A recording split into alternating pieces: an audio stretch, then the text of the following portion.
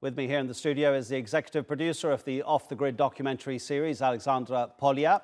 And in Geneva, we have Matthew Cochrane. He is the spokesperson for the International Federation of Red Cross and Red Crescent Societies. Matthew, thank you very much indeed for joining us. If you don't mind, we'll start with Alexandra, because you have met these people. Alexandra, you have made this documentary. It will be aired on Saturday on TRT World. What was the personal experience like for you? What stood out the most for you when making this documentary?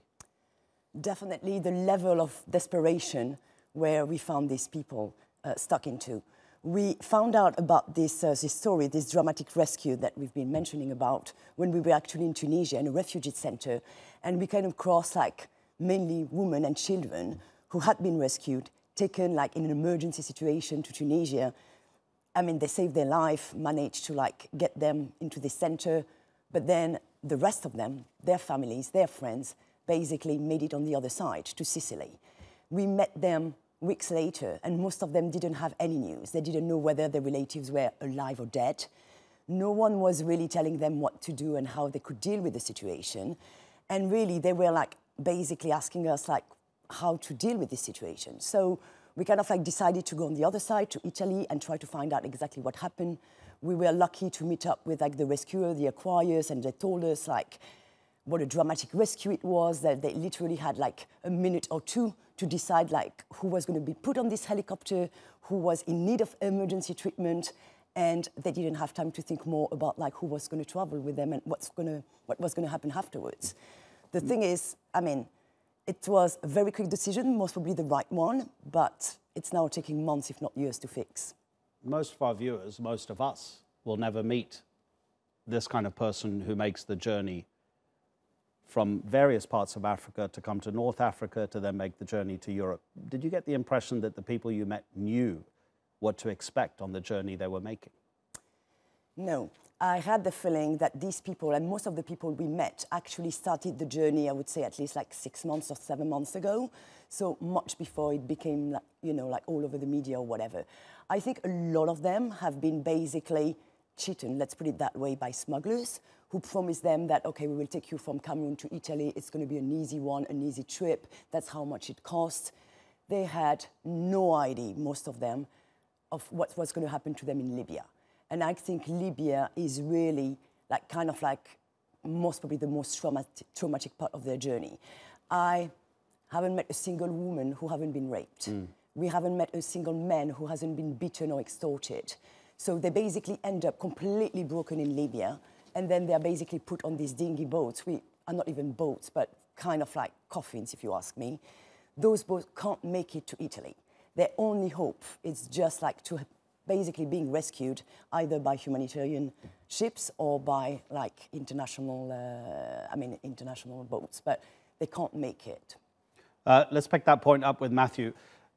Matthew, Italy's government has said it's considering a law that would make it a crime for rescue operations to take place and pick up people in the Mediterranean Sea. What does the Red Cross say about that kind of idea? Where do you begin, I guess, with that kind of idea? I mean, we're talking here about a suggestion that could undermine 100, 150 years of humanitarian norms, that could undermine that basic idea that if someone's in distress, if someone's in danger, they should be helped. It's not a particularly sophisticated idea. You could even suggest that in a way it's setting the bar quite low, but the idea that someone in distress, the idea that a child or a mother drowning shouldn't be helped is undignified and completely unacceptable. You know, the president of the IFRC, of the Red Cross agency I work for, puts it in, I think, in a really compelling way. He talks about firefighters, and he talks about the fact that if a building's on fire and a fire crew turn up, there's no expectation on them that they know anything about the immigration status of who's trapped inside the building, the criminal record of who's trapped inside the building. There's no expectation that they know anything. Their job is to go into the building and save people. And we absolutely refute any suggestion that the role of humanitarians is any different.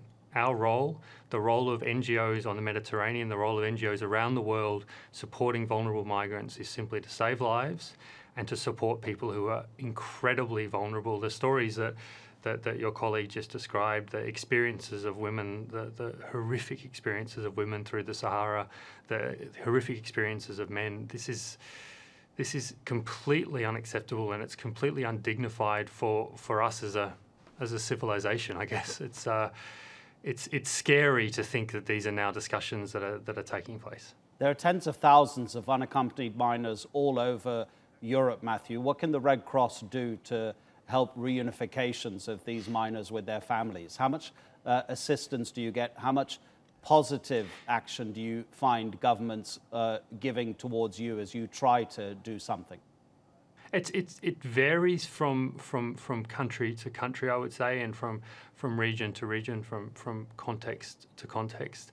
I mean, when it comes to children, when it comes to the kind of scenario that's described in this documentary, there's very little I understand in place from a legal perspective. I think the legal requirements rely on someone's refugee status or on someone's specific protective status, and that can take a very, very long time. When you're talking about children, kids separated from their mums and dads, I mean, the psychological injuries that these kids can incur in a very short time can be lifelong, can be absolutely devastating. So we come at it from a very much a humanitarian perspective, which is it's best for everyone, it's best for the families, it's best for the children, most importantly, but it's also best for the countries hosting them that these families are reunited. Again, it doesn't set the bar very high. It's something that the Red Cross does around the world and the Red Crescent as well, supporting authorities, working alongside authorities to reunite families. This is something that should never be politicised. When a child is separated from their mum or their dad, it's in everyone's best interest that they're brought back together. This is, again, not a remarkable thing to say, I don't think. Matthew, just finally, we're going to talk about the EU's policy towards migration in just a minute. But what do you make of the politics of fear? Many people seem to have been told by certain sections of the political class that migrants are different and therefore dangerous for whatever reason, whether that danger may come through the impact on the local culture or whether it might be security. Everybody knows that most of these migrants are not white. What do you say about the politics of fear? How can an organization like yours, other international organizations, try to influence people's thinking towards migrants? Yeah, it's incredibly complicated, and you're right. We're seeing around the world that migration is being used as a wedge issue, and it's winning. Unfortunately, it's winning a lot of people elections, and it's winning a lot of people power. I have a colleague who said to me quite in a fair bit of pain actually that they didn't think that any Western politician would ever lose a vote for speaking ill of migrants, and that's a terrible state for our world to be in. What's the answer? I mean, I don't know, and I think it's not just on us, I think it's also on media outlets like yourself. We can counterbalance that narrative of the other. We can counterbalance that idea that these are somehow just large groups of people who are coming to exploit and to take. Perhaps it lies in finding narratives around commonalities. We're talking about mums and dads, we're talking about teachers, we're talking about doctors, we're talking about lawyers and students, we're talking about people who simply want a better life. And I think there's something to be said in approaching it from that point of view. But I think also there's a debate here, there's two arguments here, there's two issues here that have been conflated, and I think we've all allowed it to be conflated. Whatever we might think individually of migration, governments have a right within their international legal obligations, they have a right to set immigration policy. That's certainly not something that we contest, and we're not here to tell governments that they should allow more or less migration. That's not our role. Our point is that there's no policy goal that justifies increasing the suffering or creating suffering from people. You can control your borders without causing pain and suffering and indignified experiences for vulnerable people. You don't have to do one to achieve the other.